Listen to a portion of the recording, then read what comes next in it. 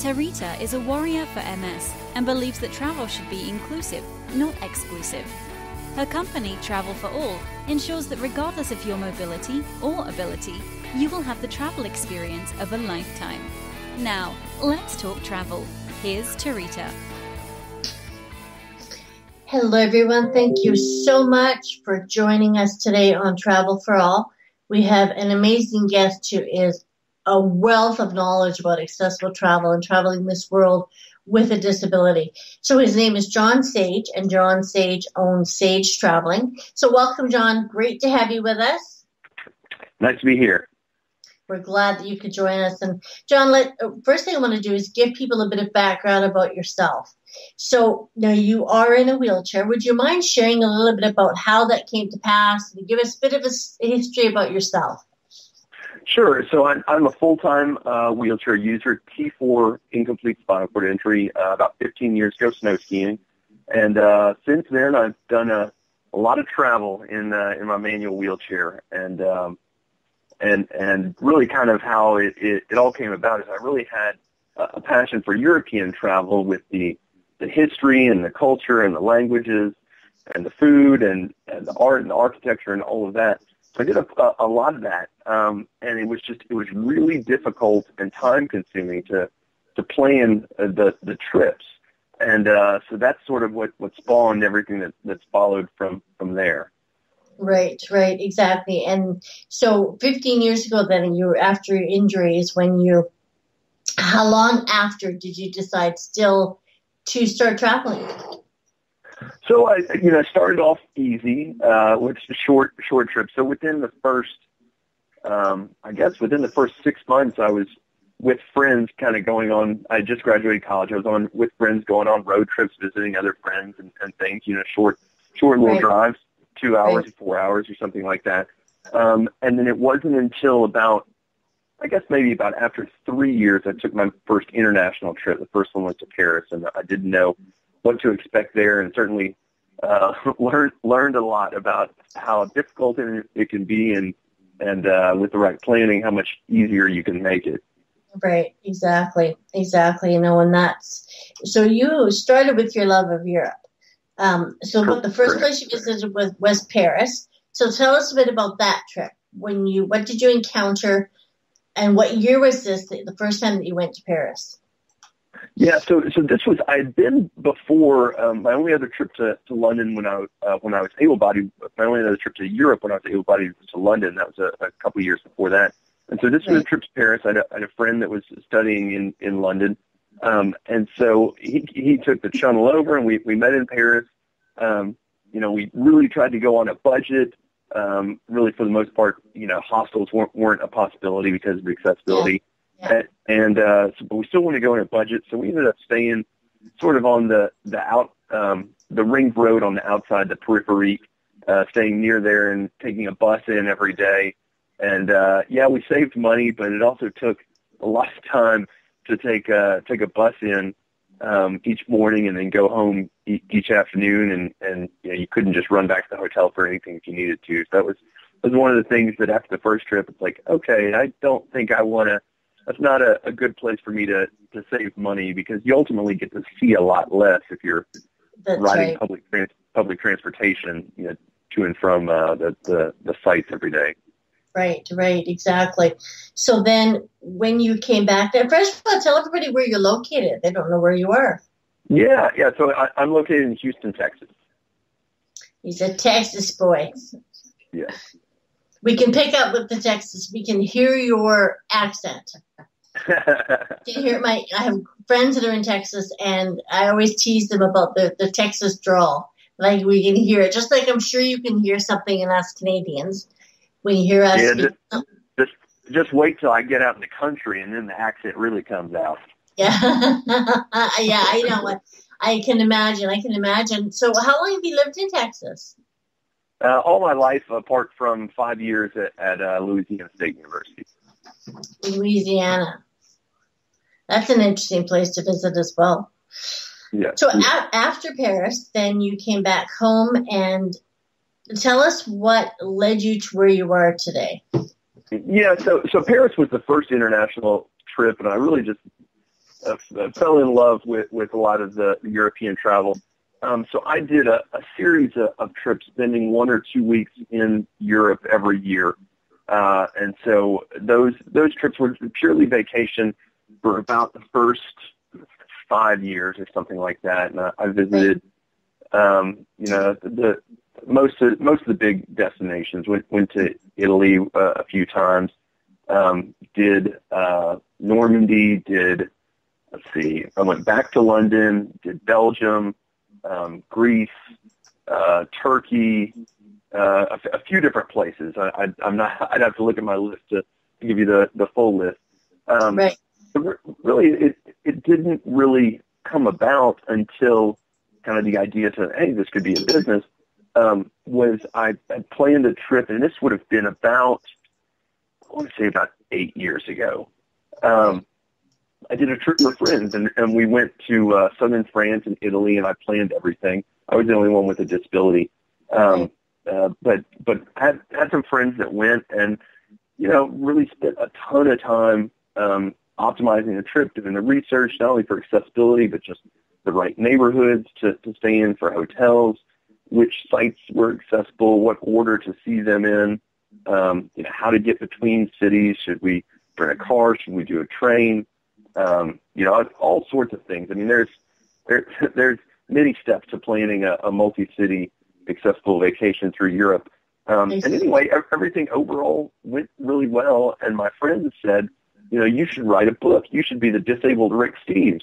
And I sort of chuckled, and I said, well, I don't think the demand is big enough for a book, but, I'll start a website and see what I can do there. Maybe I can make a few advertising dollars or something like that. Right. And I'll mention a quick aside before I go on, is that I actually did meet Rick Steves last year, and we have an article that's featured in one of his books on European accessible travel tips. Oh, fantastic. So that was kind of funny, is, this one idea of you should be the disabled Rick Steves. So, well, I'm not that. I'm not that. Yeah. I don't think I want to write an entire book, but I do have an article in one of his books, so that's something.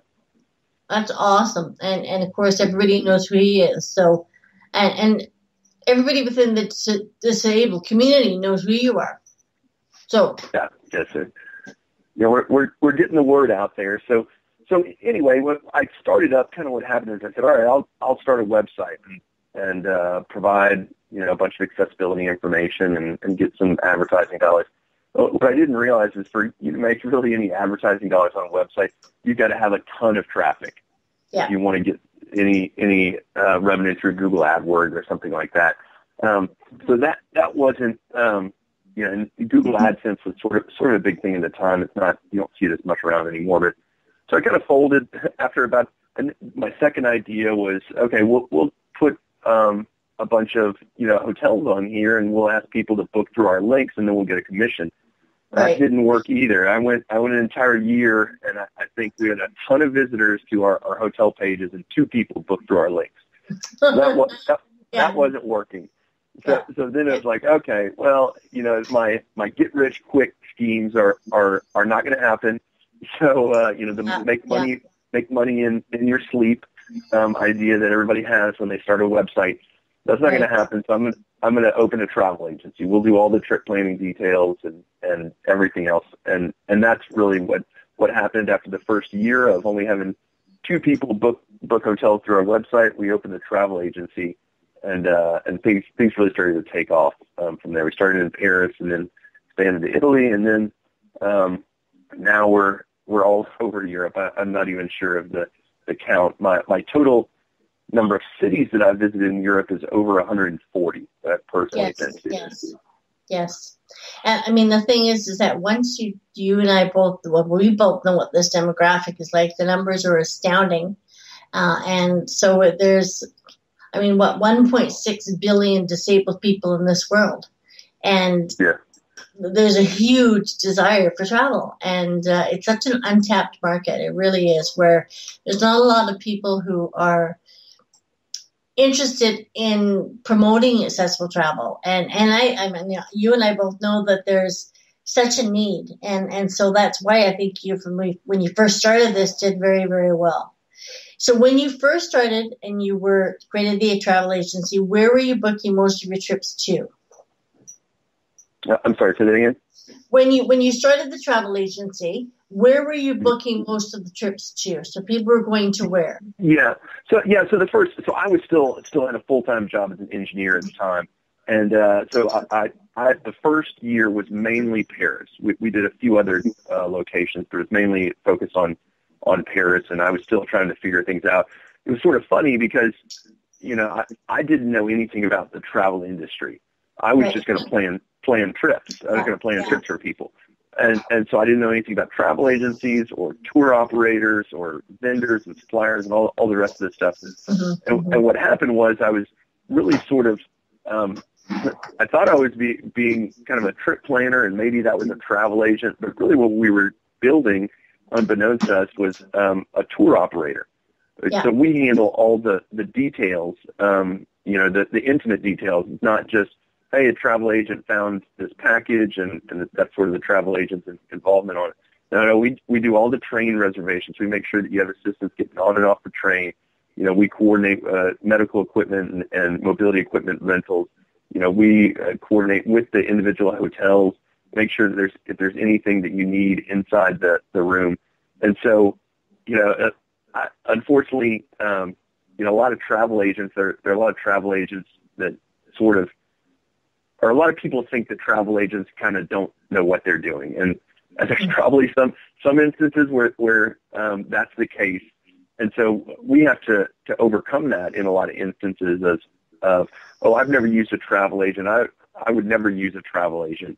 And we say, well, let me explain, there's a bunch of information on TripAdvisor out there. You don't know who wrote it. You don't know if it was accurate. Yeah, you don't know if it's accurate when it was written, and you don't know if it's been changed and updated. If accessibility has changed, have they updated their article? So we've had to overcome some of those, but after the fact of people, when we take care of all the details, answer all their questions, everything goes off without a hitch, then they understand, okay, well, I wouldn't, a lot of people will say, I might not use a travel agent for normal travel, but for accessible travel, it really does add a lot of value. Absolutely. And what I tell people is that we have your back. And that's what travel agents, and that's even regular travel agents, whenever you book something, you need to have that person who's your voice if something goes wrong. Accessible travel, it is absolutely foolish to not have somebody who has your voice if something goes wrong, because unfortunately, accessible travel, things can go wrong.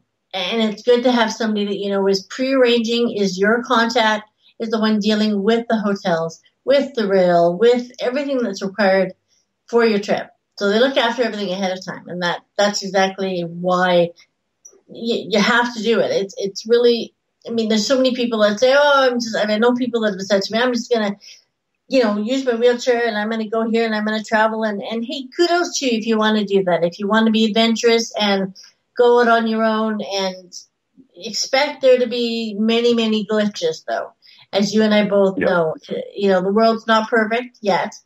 It's becoming certainly a lot more inclusive, but you need to know somebody who knows what hotels and to be updated, like you said, on what the newest information is, because TripAdvisor is based on, I would say, mostly able-bodied travelers. It's nice to have all the information, but those, like you say, could be 5 years old. That hotel could have changed names, changed chains, not even be there anymore. So, yeah, I agree. I think it's fantastic. So you started with Paris, and then... But let me just go back. One thing I wanted to clarify. You said, it's foolish not to book with a travel agent. I'll sort of qualify that and say, with a knowledgeable travel agent. Exactly. Because becoming a travel agent is, in most places there's not a certification for it. So, if you have a travel agent that's been a travel agent for 2 months, or maybe it's been 2 years, but they haven't really done accessible travel, are they adding value to your trip? Do they understand your needs and do they have experience with it? And so, definitely before just going to your travel agent down the street and saying, hey, I want an accessible trip, make sure you ask a lot of detailed questions about their previous experience, their knowledge of accessibility in the destination, because that's what we found at least on our end, is the specific knowledge of the accessibility details is really what makes a difference. Absolutely, and you're right, and it's different in different countries. Like in the U.S., it's quite a bit different than in Canada, where I'm located. In Canada, you really, in order to operate a travel agency, you have to be certified. You have to have certification. You can't just sort of hang your shingle out and say that you're a travel agent. You have to have experience before you can do that, and we pay into different insurance programs that we have to have in order to legally be able to operate, an agency. So it's a bit different in each country. So you want to make sure that, I know somebody that I was dealing with a while ago who actually booked through a travel agent in Mexico. And when she was telling me the story, I was just kind of trying not to laugh, but she said, oh yeah, they have a travel agency in Mexico, and it was somebody who, unfortunately, really, the trip was a nightmare. And it was because this person had zero knowledge. They just kind of hung the shingle out to say, I can arrange travel for you to come to Mexico where I live, and there won't be any problems. And there were many problems. So yeah, absolutely right. Must be a travel agent who is knowledgeable. Regardless if they've been on the job for 10 years, they still may not have a lot of knowledge for accessible travel. And I know that the travel industry, they don't have a lot of knowledge on accessible travel. It's kind of a bit of a silent thing that I know, and I'm sure you probably agree with me that not a lot of people. I just got on the phone earlier today with one of the big travel suppliers that does normal travel. Mm-hmm. And she was asking about something and if we could help. And she said, well, we don't have many disabled clients, but we have a lot of seniors that don't walk around very well. I thought it's like, that's a disability, if you can't walk long distances or walk upstairs, whether you want to call it a disability or not. And I understand that a lot of people don't want to call themselves disabled. I choose to say that I use a wheelchair. That's the most accurate description I have for myself. But those seniors that can't walk long distances and maybe need to stop and rest every now and then, that's part of, technically part of the huge disabled market, which last census in the United States, in the 2010 census, was 19% of all U.S. citizens. So it's not a small group. No, not at all. And of course, the retirement of the baby boomers, which are the seniors per se. And you're right, the seniors, I've noticed they do not like to be referred to as disabled. They may have had hip replacements, knee replacements. They don't hear or see as well, but they don't consider themselves disabled, which is totally fine.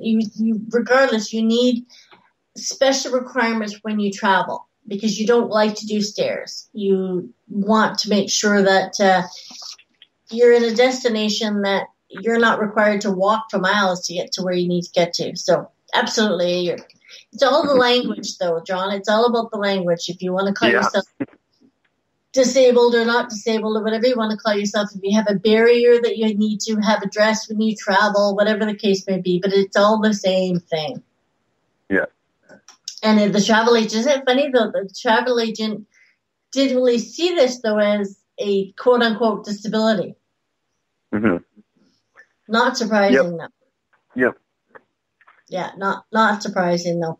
So then after Paris started, so what kind of response did you get when you started the agency? So Paris, a lot of the challenges was reaching people who wanted to go to Paris was really. There were some marketing things, and it wasn't just I had to figure out the operations side, but also the marketing side and all sorts of other stuff. And so I think our first year we did 16 trips, and most of them were to Paris, or at least included Paris and somewhere else. And then we spent sort of because European travel is very seasonal, so there's slow season during the kind of fall and winter. And then it really ramps up in January. So it's been the off season. We expanded to a bunch of destinations. Italy was I think the second year. That's really where we got to. Then we found out that we kept on getting requests for shore excursions. And we found out that the cruise lines really have limited offerings for accessible shore excursions. And what they typically are is they take their shortest, easiest, drive through the city or drive around the island for 2 or 3 hours. They take their shortest, least comprehensive tour, and they get a bus with a wheelchair lift, and that's all they offer. And so, yeah, and they don't even all offer that. Yeah, and they don't even all offer that, exactly. Like the best cruise lines out there will offer one of those in most of their ports, but certainly not all. And we just found that if you're gonna pay a bunch of money to fly to a place, to get on, book a cruise cabin, take time off work, all these things. Yeah, in some places doing the short 2-hour driving tour where you sort of see the city through a bus window, that may make sense. It's not a place that you really are that interested in. That makes sense.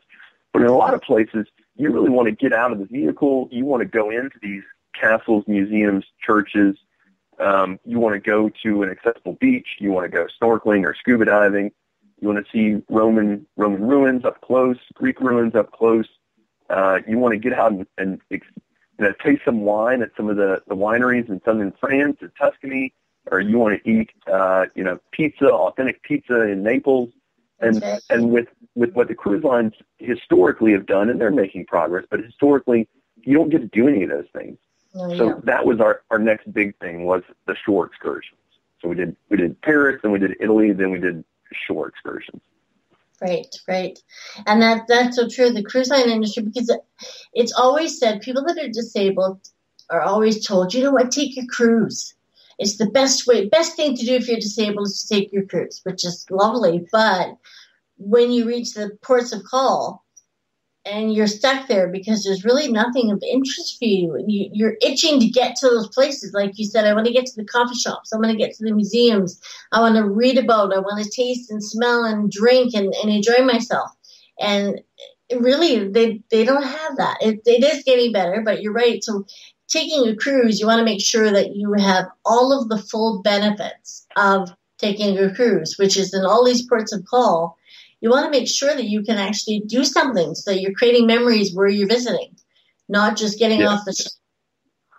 That's pointless. So I think that's fantastic. And you have, you've got, I think, shore excursions now in most of the ports of call from what I was reading. Yeah, so we've really focused on, there are, I don't know how many ports there are in Europe or the Caribbean or across the world. There's a ton. We'll just say that. We've concentrated on the most visited ports, and we offer accessible shore excursions in really the most visited ports all across the Mediterranean, Baltic, and Caribbean. And so, and it's sort of interesting. A lot of people, you were talking about, people tell disabled people, you should take a cruise, it's very accessible. That's certainly true. But what happens is a lot of people, we get the question of, which cruise ship or which cruise line is the most accessible?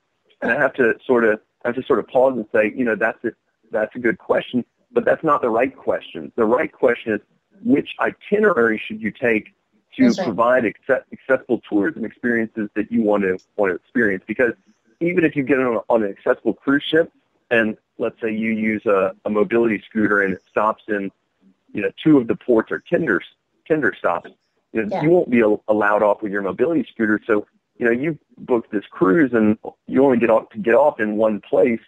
The cruise ship's really accessible, but you don't get to go on shore. And so, before you book any cruise, you need to investigate the accessibility of the destinations first. That's right.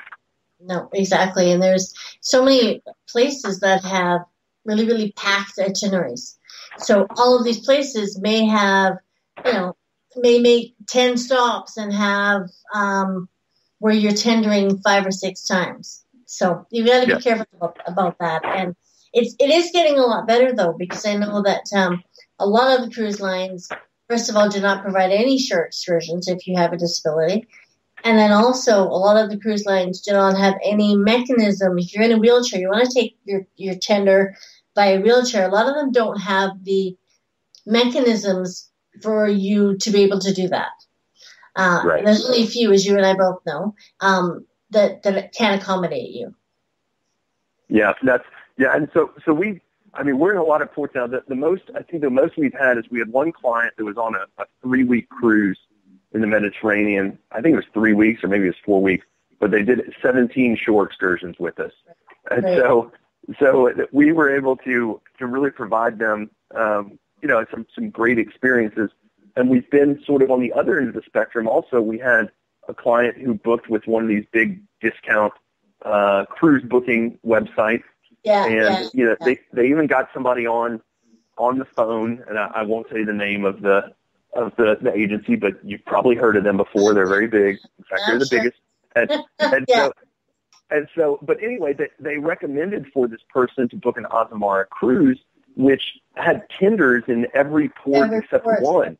Yeah. And so, Azamara is a luxury line. You don't want to be taking a luxury vacation and then spending the whole time on the ship and missing out on places like Florence and Pisa and Pompeii and Acropolis. So we were able to give them a great day in Rome from Civitavecchia, because that was the only place that they were docking. But it's sort of like shame on that travel consultant for booking somebody. Yeah. That's they paired them with the wrong cruise itinerary, and it's unfortunate. And that is because that booking was about the commission, not the experience for your client. Yeah.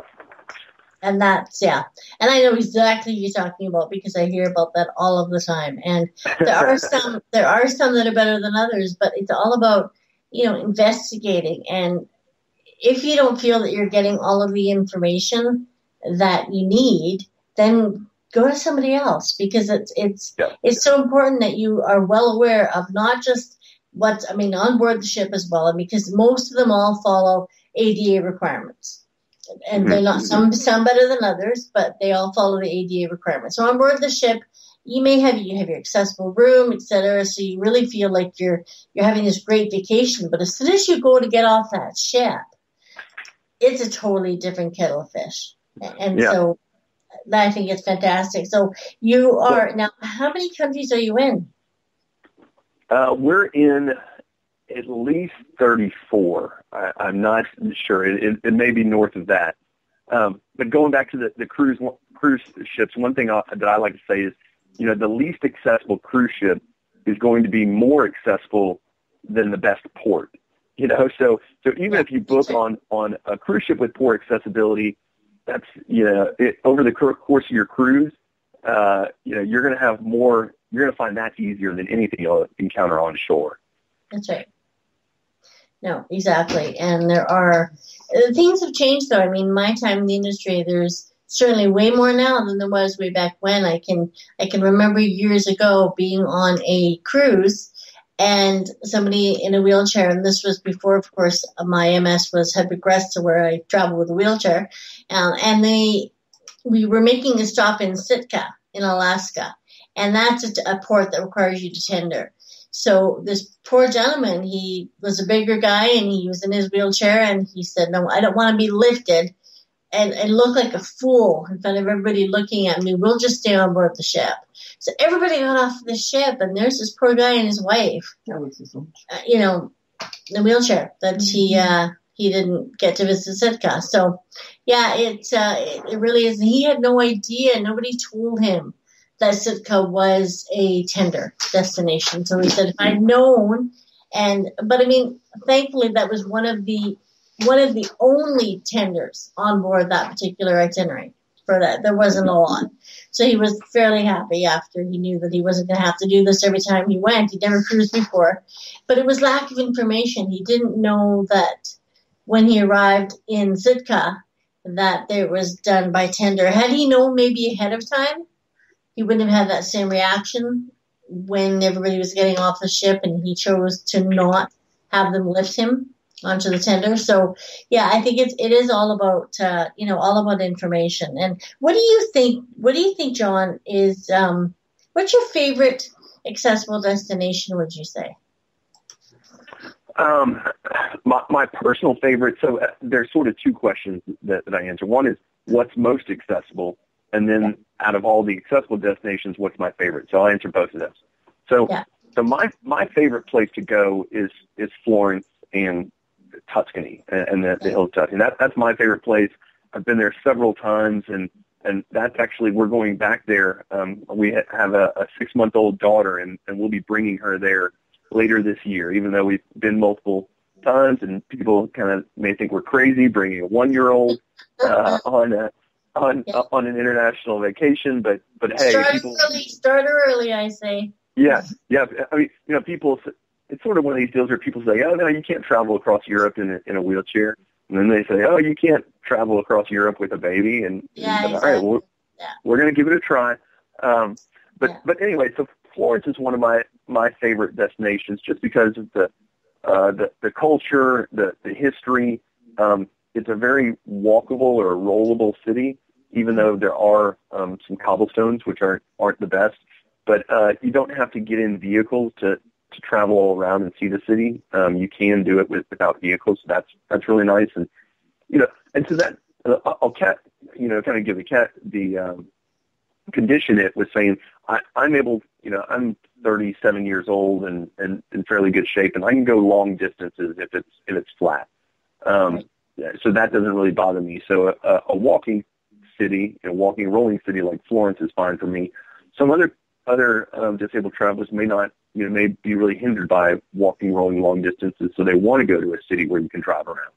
Right. So it's one of the things that disabled people realize, and a lot of able-bodied don't, is not all disabilities are the same. The accessibility needs are very different.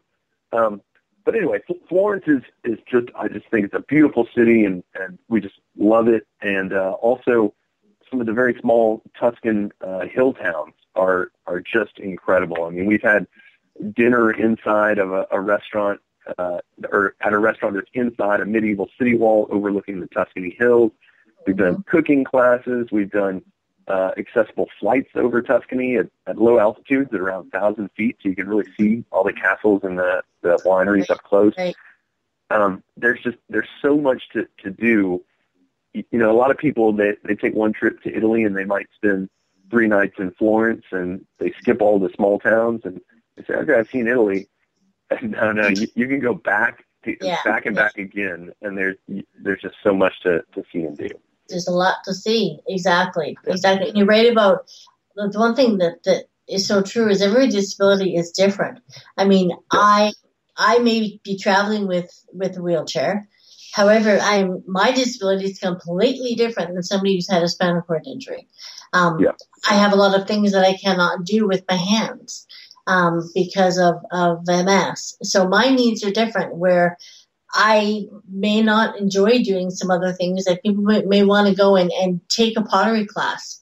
For me, that's not going to work because my hands don't work properly. So it is very, very individualized because we're all very different. And even people with MS, we're all different in ourselves, where what is happening with my body with MS is totally different than what's happening with somebody else's. They may have a totally different type of disability that is caused by MS. So you're right that it is so really, you've got to know exactly what the needs are. And that's part of why you really need to have somebody who is an accessible travel specialist, who will ask you all the questions, like, well, are you able to? And you have a list. Are you able to, or you have a list? Because then we're qualifying our client. We know exactly what their needs are as close to possible. So we're not going to make a suggestion to somebody who we know is an amputee. We're not going to suggest maybe that they go and take a pottery class, or, we would give them the option just in case, because we don't want to be offensive and leave them out, but it's not going to be on the top of our list. We're crafting an itinerary, and that's really what it's about, is crafting an itinerary suited to your needs. Mm-hmm. Yeah, I'll answer the rest of that question. And so one thing I've got to do is I get so excited talking about Europe that sometimes I forget to talk about the Caribbean. Yeah, I know you do. But in the Caribbean, my favorite thing personally is, as far as accessible, is anywhere that I can snorkel. And actually, once I get in the water and I have these gloves that kind of have webbing between the fingers, I'm actually a pretty darn good swimmer snorkeling. And so that's my favorite thing to do in the Caribbean. There's a lot of different places to do it. The challenge is getting in and out of the water, but once I'm in the water, I'm fine. So there are places, I've snorkeled in St. Thomas and Bonaire and Cozumel and, a few different other places. So that's one of my favorites, but there's also, if you don't want to get wet or you don't want to go to the beach in the Caribbean, there's a lot of other things that you can do on land. There are Spanish forts that are accessible to see. There are Mayan ruins that are accessible to see. There's all sorts of wildlife that you can do with monkeys and parrots and iguanas and all sorts of things. So it's a little tougher for me to nail down a single place in the Caribbean, but my personal favorite is snorkeling. Anywhere I can go snorkeling, I'm happy. You're a happy boy. I know. Yeah. So your eyes light up. If you see the pictures of John snorkeling, you can see it's a kidney candy store. Yeah. So you can see some of those pictures. Those are on accessiblecaribbeanvacations.com. There's a bunch of pictures there that you can check out. And I'll answer the other part of the question. So there's the question of what's my favorite accessible destination, and then there's what people also ask is what's the most accessible destination. And I would say if you're going to Europe, there's probably 3 places that I would say have the fewest accessibility challenges, and those are London, Barcelona, and Berlin. Because, and there's a few things that make those accessible. They are fairly flat cities, not all parts, but for the most part, they're, a lot of the tourist areas are fairly flat. They don't have a lot of cobblestones. Barcelona is kind of a young city. It was pretty small up until about 100 years ago, so they don't have a whole lot of medieval cobblestones. London and Berlin were both bombed heavily, and so they had to rebuild a bunch of stuff, and they didn't put the cobblestones back in. So they're flat, few cobblestones. They also have good public transportation that's accessible. So those are really nice places to start. But a lot of times, if you go to Europe and you're going there for vacation and you only visit the big cities, you're really missing out a lot, because you end up if you go to the most popular tourist places, you're going to be surrounded by tourists. I mean, that's just sort of that's the nature of the beast. So we really encourage for any place that you go in Europe, get to some of the smaller towns. And from London, you can go to Cambridge and Oxford, and you go see Stonehenge and Greenwich. From Berlin, you can get outside and see some of the more historic palaces that are near there, or you can jump on a train and go over to Amsterdam and Bruges and other places. From Barcelona, that's a great spot. If you are getting on a cruise from there, you can visit a bunch of really small towns and big towns along the way. So those are some of the most accessible destinations in Europe. In the Caribbean, one of the big issues is that and it's sort of a difficult thing to grasp at first, and there's not an easy place to find the information. But some Caribbean islands are very mountainous and kind of jungle and have a lot of vegetation. So a place like Jamaica, and others are very flat and dry. So a place like Aruba. And so the flatter places are going to be more accessible. You're less likely to have rain gutters that get in the way. You're less likely to have stairs that to get into restaurants. And so the places, the most accessible places in the Caribbean are any of the islands that are flat, basically. Also, the ones that have sort of more of a European heritage, whether it's English, American, French, or Dutch. A lot of times their building codes are better. And so those are all things to look at, to consider. We do have a bunch of accessibility reviews on the Accessible Caribbean Vacations website that talk about which places are more accessible. So all those details are online. And have you been to Barbados? I love Barbados. I have not been to Barbados yet. That's on my list. I encourage you to visit there. Barbados has done a bang-up job creating accessibility. They have it's called FAB, which is Fully Accessible Barbados. They're FAB. And they're really, really welcoming welcoming people that have various disabilities. So it's a great place if you want to, especially loving the Caribbean, and there's great snorkeling there. That's a place that I would definitely head to.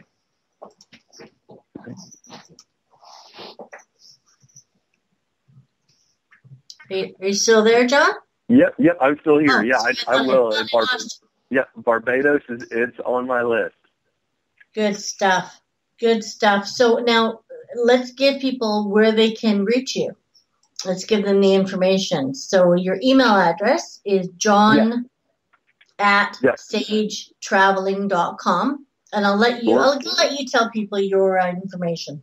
Sure. So you can reach me there or at john@accessiblecaribbeanvacations.com. Caribbean is one R and two B's. I know that's an easy thing that I still continue to this day to kind of mess up. But either of those places are how you can get in touch with me.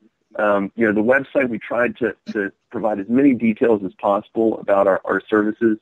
So those include not only accessibility details, but also, information about the length of the tours, the price, how many people, what the tour highlights are, those types of things. Both websites have a bunch of free accessibility information that are really kind of my disabled access reviews. And so those are a nice, what I've tried to do with those is basically give people an idea of the general accessibility challenges that you might encounter. So whether it's hills, cobblestones, curbs, old buildings, few accessible bathrooms, sand, whatever those things are, to give some basic details so you can decide, hey, this is a place that I'm willing to tackle, or this is a place that I'm not willing to tackle. And so there's a bunch of free information out there that you can look at. There's also a bunch of videos on the website where I kind of show you what it's like rolling on Rome cobblestones, or there's another video that gets a lot of views, is me going down an escalator in my wheelchair. Yes, you can see how to do that. But yeah, either of the websites, and actually we do have, I'm more involved in a lot of the back office stuff, really working with the suppliers, trying to get our keep our reliability and our accessibility up to the very highest standards. So we do have some travel planners that you would be working with to actually plan the trip. And they've got a bunch of experience of, dealt with hundreds of disabled clients, and so they're the ones that you'd be talking to. And if there's something they can't handle, then I'll step in and kind of lend my 2 cents. Right, and you have a Facebook page as well, correct, that they can go and look at? Yes, there is a Sage Traveling Facebook page, which I believe is facebook.com/sage.traveling. And there's also one for the Caribbean. I think it's facebook.com/accessible.caribbean.vacations. Right. All kinds of ways for people to actually find you and get all of the information. And now you said you wrote a book. Did you write a book? I can't remember if you said you did or didn't. No, I didn't write a book. I never wrote a book. I did get some articles published in the Rick Steves book, and also in it's been on Cruise Critic. It's been on, there's a few other websites that some of these things have been on. But yeah, the problem with books is that they get out, they're so difficult to update. When an accessibility accessibility detail changes, you can't run out and grab everybody's book and say, hold on, I need to change that one page. So, and accessibility is always changing, for better or worse. Sometimes things get better, sometimes they get worse. There used to be a bunch of bridge lifts in Venice, and then they couldn't maintain them because the salt water kept on messing them up, so they got rid of them. You put that type of detail in a book, or even on TripAdvisor. There's a bunch of articles in TripAdvisor that talk about these bridges. Nobody's taking them down. So